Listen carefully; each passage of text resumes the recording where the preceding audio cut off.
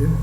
Отново с електронната платформа на Център за образователни инициативи училище БГ.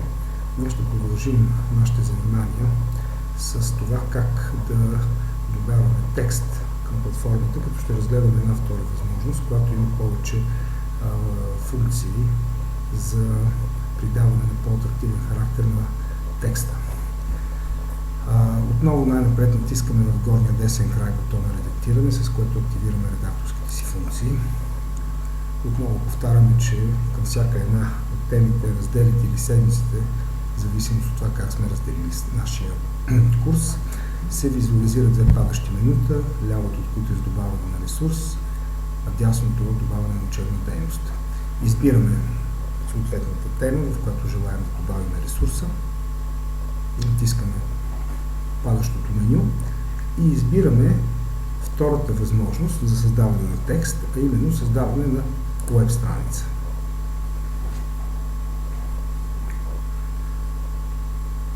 Формата, която трябва да попълните, както забелязвате, е идентична на тази, която е създавана на текста, с единствената разлика, че над място, където се поставя, пише или копира текста, имаме текстови редактор, HTML редактор, който ни дава възможност да увеличаваме шрифта, да блокираме, да добавяме изображения, въобще всичките възможности, които има при създаването на една веб страница.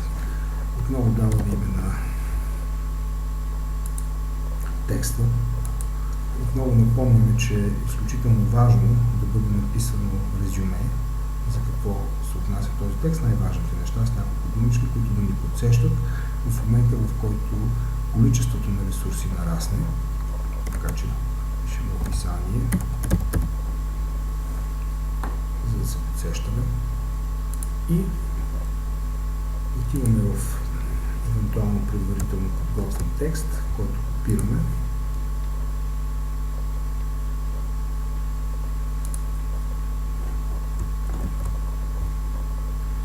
Както забелязвате, в момента текстът е запазил своите характеристики предварително зададени от нас и ние можем да променяме изцяло шрифт, да задаваме други текстови, шрифтови, всякакви други параметри, да добавяме илюстрации към този текст, ако желаем, стига да сме подготвили предварително, става от тук, ако сме качили предварително необходимите ни илюстрации.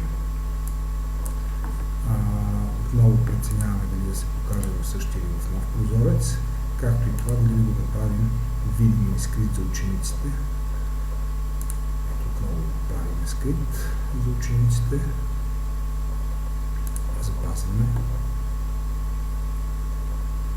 Забелязваме, че той е в получен шрифт, който е затворен, което означава, че ученика няма да може да го види, ако ние не пожелаем. Проверяваме дали това е така, като отиваме в горния десен край, където пише сменяме роля. Сменяме ролята, като избираме тази на ученик и се уверяваме, че учениците не могат да видят създаден от нас текст. Възстановяваме ролята, възстановяваме редакторските си функции, решаваме, че е дошло време да го активираме и натискаме един от интуитивните бутони, на които си пише показване. Това е затвореното око. Отваряме го, така че текста вече е видим и за учениците. Нека сега да проверим какво сме направили. Натискаме и в отделен бутон се появява създадения от нас файл по начин изглежда, по начин, по който бихме искали той да изглежда.